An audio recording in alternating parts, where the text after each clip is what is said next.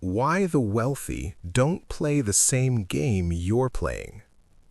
If you pay attention long enough, you'll notice something unsettling about the world of money. People aren't just living with different financial results, they're living under different financial rules.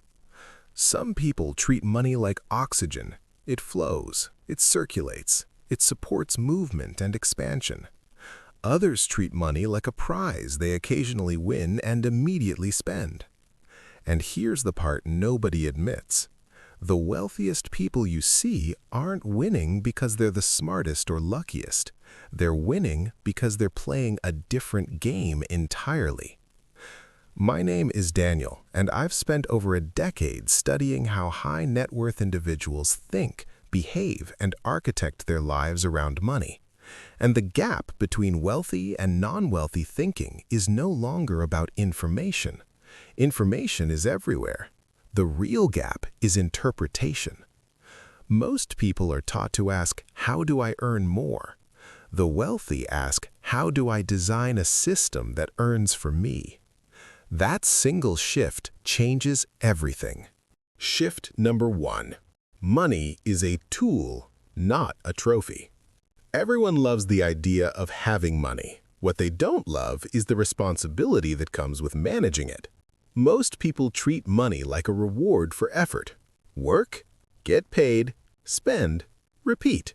The wealthy treat money like a lever that amplifies their decisions. To them, money isn't something you show off, it's something you deploy strategically. If they buy something, it's rarely because they deserve it, it's because it does one of 3 things. Expands capability, expands opportunity, expands access. Tools build wealth. Trophies drain wealth. Shift 2. They know the game they're playing. Average people chase comfort. Wealthy people chase capability. Comfort says, I hope I don't fall behind. Capability says, how do I position myself to move ahead? When you ask wealthy individuals about their goals, they rarely talk about buying things. They talk about acquiring influence, building range, gaining autonomy, accumulating leverage, and controlling their time.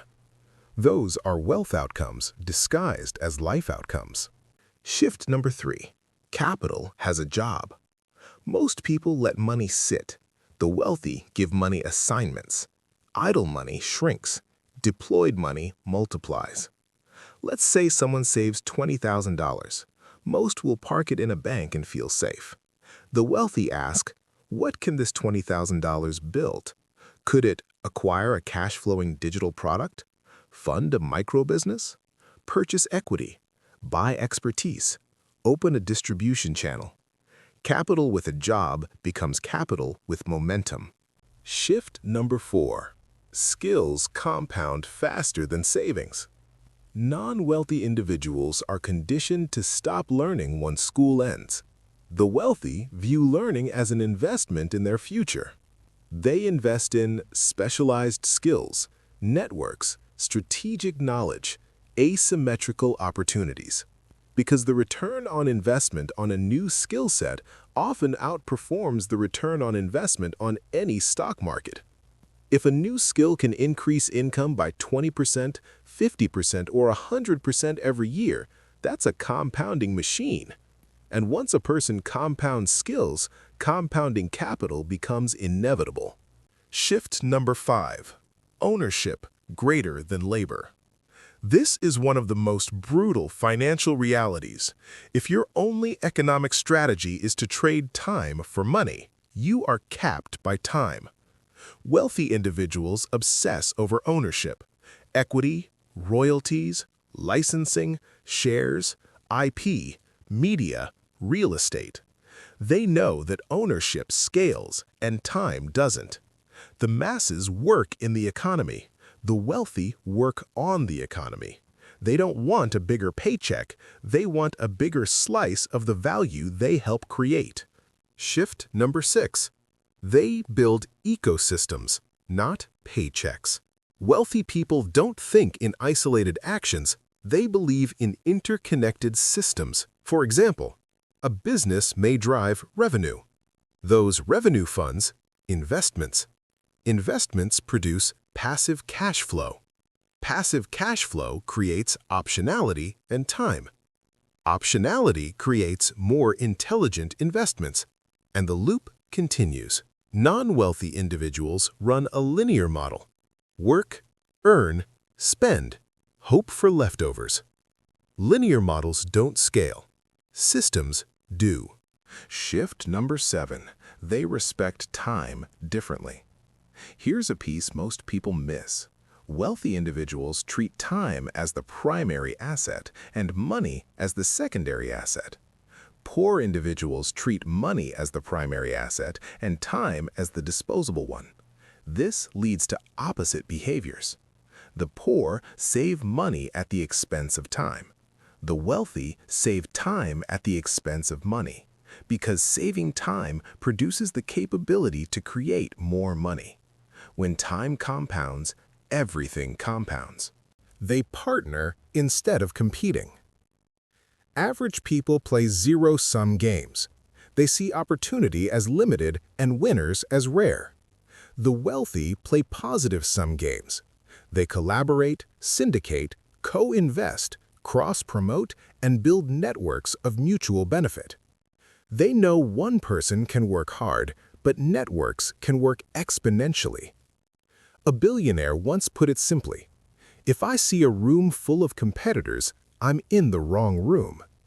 Means, if everyone around you is fighting for the same opportunity, the same customers, the same job, or the same strategy, the margins are small and the upside is limited. The wealthy avoid crowded games and instead seek untapped opportunities where competition is low and upside is high. Shift number 9. They optimize for control. Wealthy individuals don't chase income, they chase control. Control of their calendar, control of their environment, control of their upside, control of their downside, control of their mobility. Control creates stability. Stability creates confidence. Confidence accelerates execution. Execution creates wealth. Shift 10. They think in decades, not days. Most financial stress comes from short-term thinking. When is payday? How do I afford this month? What about next year? The wealthy are thinking, what will this build over 15 years? Who will I become over 20 years? How do I impact future generations? Decade thinking rewrites behavior instantly. When your horizon expands, your strategy matures. You don't need to be wealthy to think this way, but you do need to think this way to become wealthy. Most people won't, not because they can't, but because they won't step outside the system they were trained to obey. Money doesn't require genius. It requires awareness and then alignment. If you change the game you're playing, your results will follow. Not immediately, not magically, but inevitably. Because wealth isn't an event, it's a trajectory. The question is, which direction are you moving?